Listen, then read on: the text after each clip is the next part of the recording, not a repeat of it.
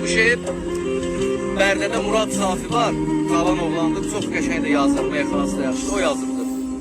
Ata şeiridir. Ama belə kövrək bir şeirdir də. Bir gün nə iş var idi, nə pul, nə para. Dedim bir dükan götürüm, gəldim qərara. Dükan götürdüm günlərin biri, karşısına yazdım telefon təmiri. Bir gün gecikmişdim, tez durup qaçdım. 11'in yarısı dükkanı açdım. Dükana bir qoca kişi buyurdu. Dedim dayı əyləş, qoca oturdu. Üzümə baxırdı, heç nə demirdi. Elə bil illərlə çörək yemirdi. Cibindən bir telefon çıxartdı dedi.